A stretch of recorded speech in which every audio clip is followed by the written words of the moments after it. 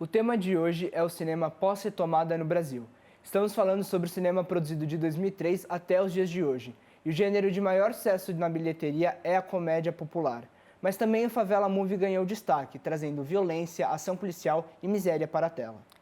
Ele é jornalista e trabalha como crítico de cinema de um dos maiores portais de notícia do país. Para explicar melhor o tema de hoje, o Linkados na Área recebe o crítico de cinema Roberto Sadowski. Sadowski, muito obrigado por ter aceitado o convite. Obrigado por me receberem. Eu sou Bianca de Matos e estamos começando mais um Linkados na Área, um programa de entrevistas feito por nós, alunos de jornalismo da SPM São Paulo. E eu sou o Guilherme Paiva, e não sai daí que logo logo a gente volta com mais informação sobre o cinema nacional.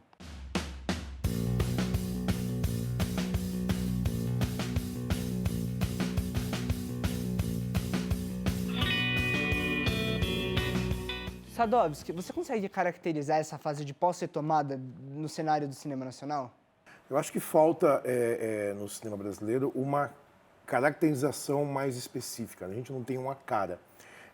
Existiram novos dispositivos para financiar o cinema, existiram novos dispositivos para garantir que esses filmes tenham espaço no circuito exibidor, mas eu acho que a gente ainda precisa encontrar o nosso chão. O que é bizarro a gente falar depois de tanto tempo, né, que a coisa está andando, mas cinema no Brasil é uma batalha constante. Bom, Sadowski, eu gostaria de saber como você vê a influência da ditadura militar no Brasil, no cinema do Brasil, após o período de redemocratização. Acho que a gente tinha uma dívida social muito grande de observar um período que foi ruim para o país. Eu acho que isso acontece em qualquer cinematografia, né? A gente vê Primeira Guerra Mundial, Segunda Guerra Mundial, conflitos muito grandes inspirando histórias, porque histórias são feitas de conflitos, são feitas de dilemas. E eu acho que existe uma vontade artística e criativa de examinar esses períodos mais pesados, de colocar uma lupa em cima de épocas em que a liberdade foi tolhida, em que a violência oficial era a regra.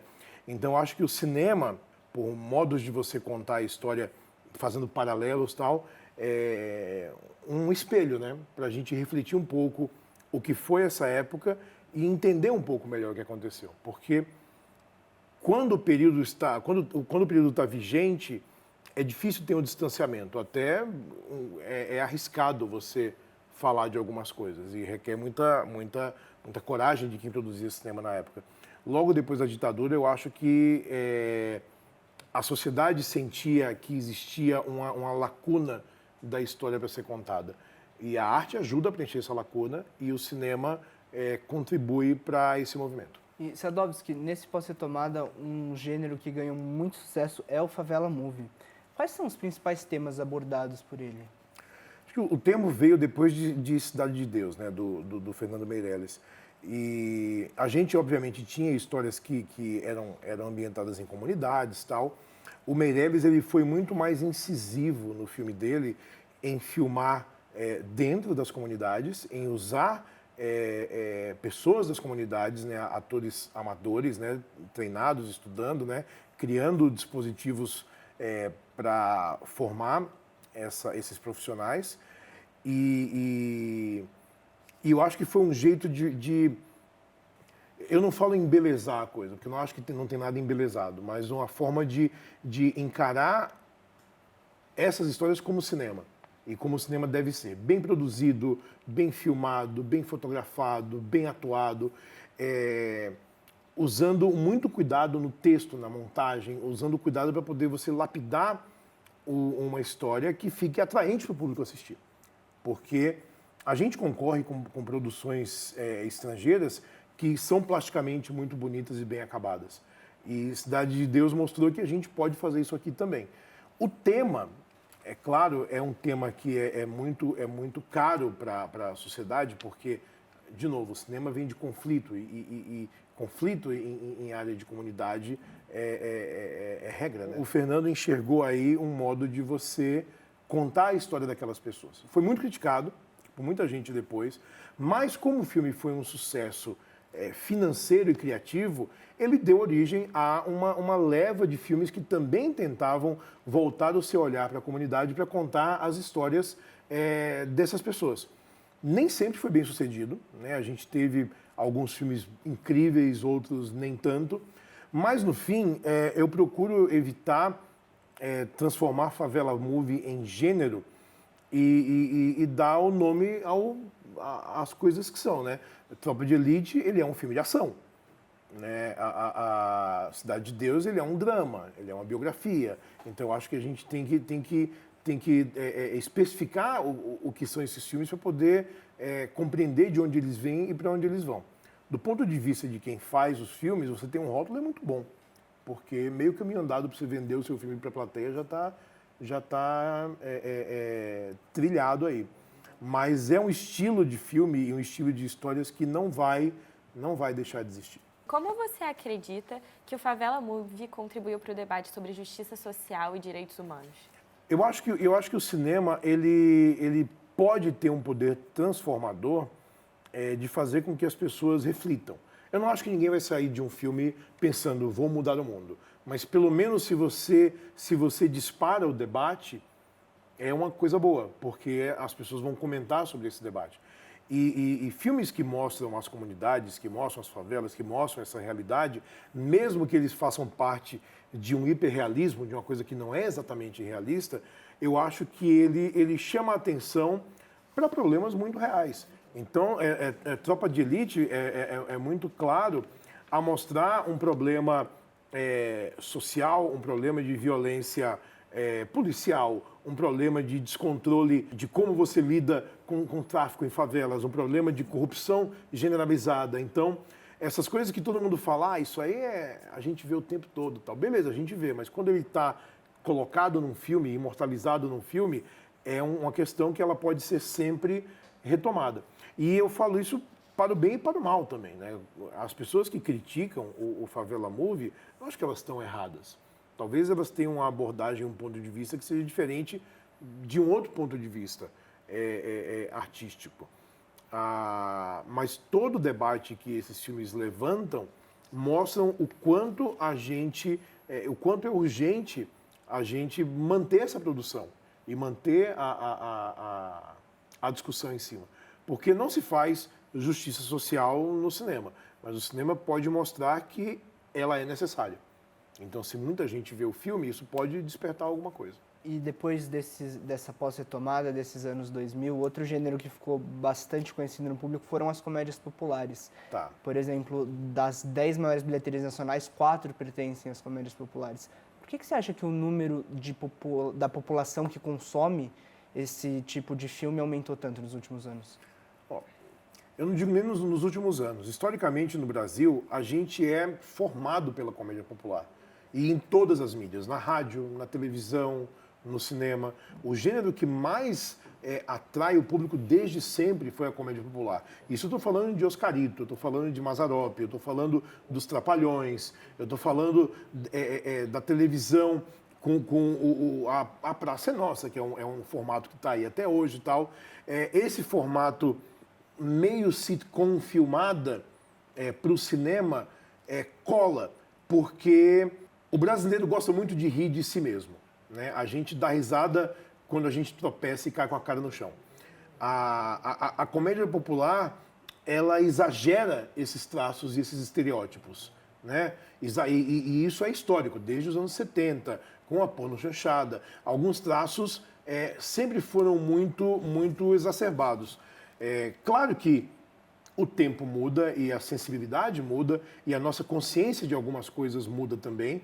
E eu acho muito errado quando alguém fala antigamente a comédia era maior porque podia falar de qualquer coisa que não tinha mimimi. Não, gente, era adequado para uma época. A gente muda e a gente evolui. A comédia também evolui. A comédia, historicamente, ela é uma vírgula. Ela é um modo de a gente processar algumas coisas que não são legais. Então, a comédia popular geralmente traz o quê? Uma família de classe média baixa, uma família pobre, uma família que não tem recursos e que de repente ganha recursos, que é um sonho, né? A gente poder prosperar. Então, todas essas situações elas são exageradas e elas são fáceis de ser assimiladas pelo público.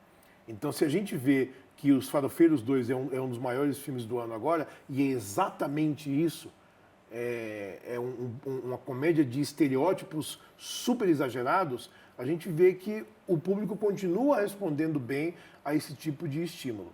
Não é o tipo de filme que eu gosto, mas a gente tem que admirar quem sabe fazer direito. Porque quando é feito de uma forma bacana, o Paulo Gustavo fazia isso muito bem. Né? Ele construiu personagens que traduziam isso muito bem e de uma forma muito inteligente e até doce e tal. Quando é mal feito, às vezes o pessoal meio que dá de ombros, né? Porque a gente teve muita comédia popular lançada ano passado, por exemplo, que ninguém foi ver. Porque chega um ponto que você fala, eu não quero ver essa história, eu acho que já cansou. Mas é um gênero que vai resistir, porque está no DNA do brasileiro dar risada de si mesmo. Nos anos 2000, o cinema nacional se aproveitou de atores e atrizes de novela. Como você acha que isso contribuiu para atrair um novo público para as salas de cinema? Eu não sei se o nome de um ator que está em alta na novela vai se traduzir como público no cinema. Eu não acho que essa simbiose de cinema e TV seja tão forte quanto os produtores gostam de ver. Isso é desde sempre, né? A gente tinha... Claro, o audiovisual brasileiro ele é montado em cima de novela. Se você é ator, se você é atriz no Brasil, fatalmente você vai fazer novela, porque não só é o gênero que a gente faz melhor, e a gente faz há décadas, mas você tem que pagar seus boletins também. Então ninguém aqui está brigando e querendo ser o artista maldito. Mas eu não sei até que ponto isso se traduz em pessoas no cinema assistindo aos filmes. Então a gente vê Grazi Massafera fazendo filme, Juliana Paz fazendo filme, Débora Seco fazendo filme, e nem sempre os filmes são um sucesso. Porque eu não acho que tenha nomes que tenham esse peso para levar público. Paulo Gustavo era um, que de fato levava pessoas ao cinema, mas tirando ele, a gente viu agora a Ingrid Guimarães de novo, né, fazendo sucesso, porque ela conseguiu construir bem o nicho dela no cinema, né, nesse filme dela com a Tata Werneck, mas sempre é um cara ou coroa. A gente nunca sabe se vai dar certo ou não. Às vezes, o ator jovem que está bombando na novela, ninguém vai ver no cinema. Até porque ir para o cinema dá trabalho, né? Então, se a pessoa não tem a paixão pelo cinema, você vai querer ver o cara pagando para sair de casa, podendo ver em casa, ligando sua TV todo dia. Então, é um dilema. O ator, ele quer experimentar formas diferentes. Teatro é uma coisa, televisão é outra coisa, cinema é completamente diferente, o modo de atuar, o modo de ser dirigido e tal. Então eu acho que um ator quer ser mais completo assim. Mas a novela ainda é o feijão com arroz que todo mundo tem que passar. O Wagner, né? O Wagner fez novela, o Wagner Moura fez novela. Uma, né? Duas, eu acho. Fez para experimentar, para ver qual era, não é o formato que ele gosta, partiu para outra. Após a retomada, a distribuição de filmes ganhou um novo formato. Como você acredita que a distribuição e exibição de filmes brasileiros mudou com a ascensão desse cinema? Eu acho que a gente tem problemas na distribuição que precisam ainda ser endereçados e resolvidos, né? O grande problema beleza, a gente faz um filme. Todo mundo pode fazer um filme com um iPhone hoje, você roda seu filme, você edita, às vezes, no próprio telefone, e você tem lá um curta, um médio, se você tiver muito tempo livre, você faz um longa no seu telefone. Tudo bem, como as pessoas vão ver esse filme? Como é que esse filme vai chegar para o público? Como é que você vai fazer com que esse filme seja um produto também? Porque você tem que ganhar dinheiro com isso, é um trabalho, né? Ninguém está fazendo de graça para soltar no YouTube e falar, e aí, fiz um filme. É muito importante existir um diálogo com o Estado para ter mecanismos garantidos que o cinema vai ter espaço. A cota de tela é importantíssima para manter o fluxo de cinema, porque cinema, em particular, e arte, né, e cultura em geral, é um investimento que tem retorno, né, para a sociedade. Então, um filme emprega algumas centenas de pessoas, existe um entorno, né, nesse núcleo que emprega mais algumas centenas, milhares de pessoas. Então, tem uma máquina girando aí que ela precisa se manter ativa. A distribuição de filmes no cinema, ela depende de um contrato entre quem produz o filme, quem distribui o filme e quem exibe o filme. Se você é dono do cinema, você quer suas salas cheias. Se o cara chega com um filme mega cabeçudo, você vai dizer, não quero passar esse filme. Então tem que ter um meio de campo aí que os filmes possam ser exibidos até para poder conseguir público. A cota de tela existe e eu vejo muito filme nacional sendo exibido 14h na sessão. Quem tem tempo de ir ao cinema 14h? Herdeiro, né? Herdeiro e aposentado.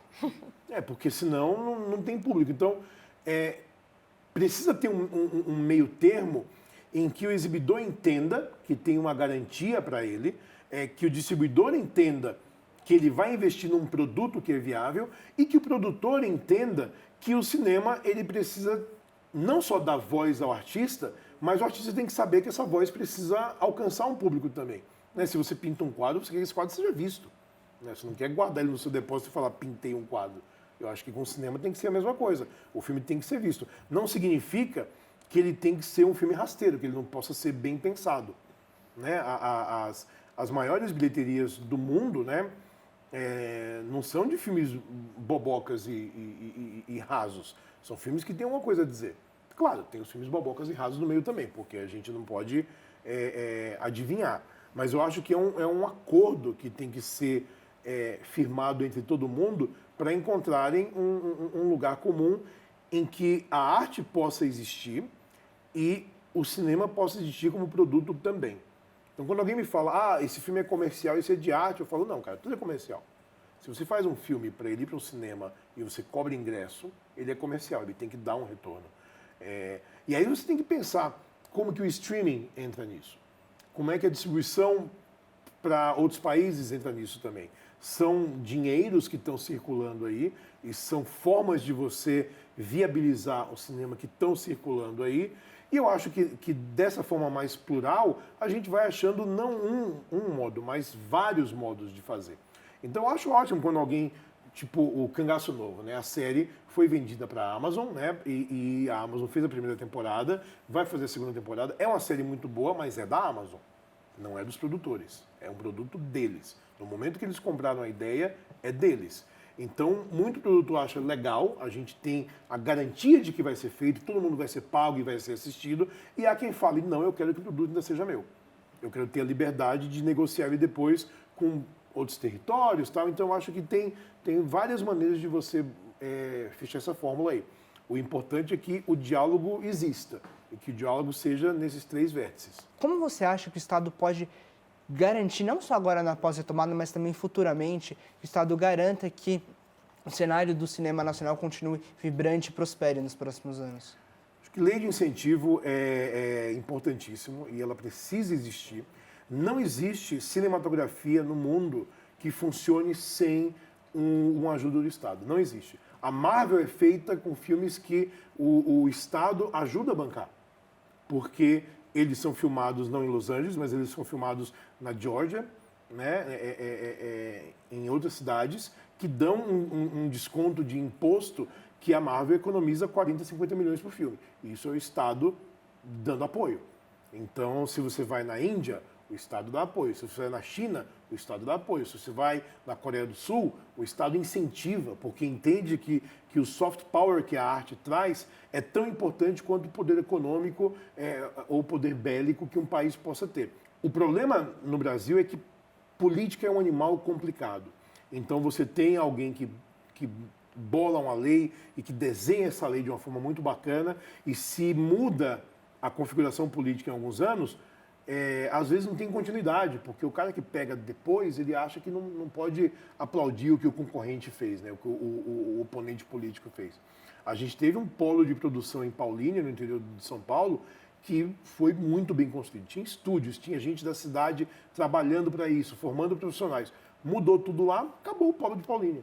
E era gigantesco, um monte de gente levando produção para o interior, com estúdios, com cenários, com mão de obra qualificada, e isso acabou porque não teve continuidade. Então, o papel do Estado é fundamental para garantir essa continuidade e para garantir que a visão artística dos cineastas chegue ao público. lei de incentivo, ela precisa existir, precisa ser bem desenhada. A gente tem as leis de incentivo no lugar, a gente tem agora a Lei Paulo Gustavo, a gente tem o artigo 3º, né? A gente tem um fundo de cinema que você precisa ter um projeto muito bem defendido para poder usar esse dinheiro também, não é a revelia. Ninguém está dando dinheiro para artistas, isso não existe. A prestação de contas é muito rígida nesses projetos. Tanto que quando tem alguma coisa errada, a gente sempre sabe porque estoura um escândalo. Mas cota de tela tem que ser fundamental e protegida. Na China, existe uma lei, se eu não me engano, eram 32, eu acho que agora são 64 filmes estrangeiros por ano permitidos exibir. Então não é qualquer filme que passa lá. A Disney tem que chegar lá e mostrar para o governo chinês qual é a vantagem e tal, para poder liberar os seus filmes lá. É um mercado muito grande. Os filmes produzidos na China e exibidos na China rendem sempre bilhões. Se você vê a lista de maiores filmes do ano, né, vai ter metade de filme chinês lá, só exibido na China. Então é um mercado gigantesco. E ele se protege. O mercado francês se protege, o mercado italiano se protege.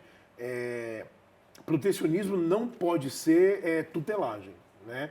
O governo, não importa quem esteja no poder, não pode dizer como tem que ser. As comissões que aprovam os projetos, elas têm que ser muito claras, muito técnicas e muito independentes também, né? Até porque um filme não é só técnico, um filme também é feito de ideias. Então a pessoa que aprova um projeto tem que ter a sensibilidade de entender a viabilidade técnica de um projeto, mas também a sua importância cultural, a sua importância social. E nem tudo tem que ter uma importância. Entretenimento é importante também, né? A gente cresceu ouvindo o conto da cigarra e da formiga desde sempre, e a gente ainda não aprende, né? Que é importante a cigarra estar lá tocando o seu violinho no final do dia de trabalho. Então, esse equilíbrio é sempre uma briga. Regular como funcionam os streamings no Brasil é sempre uma briga também. Tem que ter espaço para produção nacional no streaming. Tem que ter espaço e tem que ter incentivo para produtos nacionais serem feitos. Porque tudo isso vai retornar para a gente. Se todo mundo souber brincar, todo mundo vai ter o seu tempo na gangorra bonitinho. Infelizmente, o nosso tempo acabou. Mas, enfim, muito obrigada por ter participado. Foi uma honra te receber e nos vemos em uma outra oportunidade. Obrigado por me receberem e espero voltar, porque eu sei que vai ter bolo da próxima vez. Sim, definitivamente. Olha só. Eu gostaria também de agradecer a toda a equipe do Linkados. E se você quiser ver outros programas do Linkados na área, é só entrar no site do Portal de Jornalismo da SPM São Paulo, www.jornalismosp.spm.edu.br. Muito obrigado e até a próxima.